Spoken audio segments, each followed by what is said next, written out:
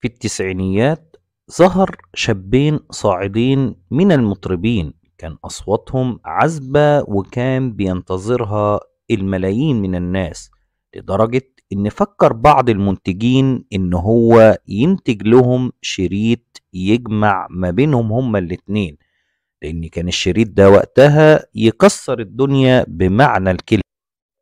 ولكن قبل ما يتم الاجتماع ما بينهم في الشريط حصل لواحد منهم حادثة غيرت مساره تماما، وابتلاه ربنا بمرض خلاه يبعد عن الغناء وكمان ياخد طريق غير طريق الغناء. الشابين هو عمرو دياب والشيخ محمود المصري. مين ممكن كان يتصور ان في علاقة تربط الشيخ محمود اللي بيهتدي على ايده الكتير من شباب المسلمين بخطبه، ان في علاقة تربطه ما بينه وما بين الفنان عمرو دياب.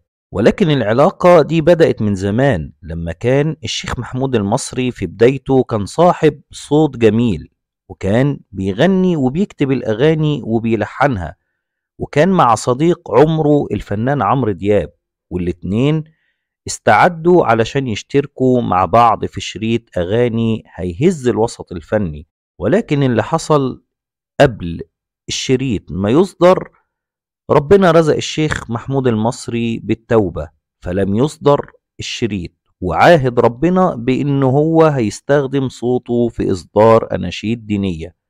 ولكن وقتها ابتلاه ربنا بورم في الأحبال الصوتية منعه من إن هو ينشد تماما، لكنه لم يستسلم فحفظ القرآن وقرأ التفاسير، وربنا اداله ووضع له القبول فصار داعية من أعظم من قدموا للإسلام، واهتدى على يده وبخطبه الكثير من الشباب.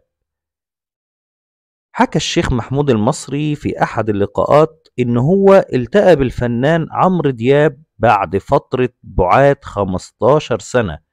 قال الشيخ محمود إن هو في أحد رحلاته في الطيارة لقى الفنان عمرو دياب على باب الطيارة. قال فقمت وسلمت عليه وكنا ما شفناش بعض من زمن، بالتحديد منذ أن سلكت طريق الدعوة. فرحت وسلمت عليه وقلت له فاكرني، ولكنه رد عليا وقال لا والله مش متذكر، حضرتك تعرفني؟ قال رديت عليه وقلت له وهل يخفى القمر، ولكني أنا صديقك القديم محمود المصري، قد من الله علي وهداني إليه. قال على الفور تذكرني عمرو دياب واحتضني وقعدنا نتكلم طول وقت رحلتنا، ثم ودعته وانصرفت لما انتهت الرحلة وكل واحد راح لطريقه. ولكن قبل ما اسيبه تذكرت دعوة سيدنا عبد الله بن مسعود لزادان المغني لما قال له ما أحسن هذا الصوت ولكن لو كان بالقرآن. وقال انصرفت عنه وجت بعض الناس تحييني وتتكلم معايا وتسألني، فسمعته وهو بيسأل المضيفة وبيقول لها هو الشيخ ده مشهور؟ فردت عليه قالت له ومين ما يعرفش الشيخ محمود المصري في العالم العربي؟ فابتسم وهو متعجب من مفارقة الزمان لي وله. ثم علق صدق قول الله لما قال إنك لا تهدي من أحببت ولكن الله يهدي من يشاء.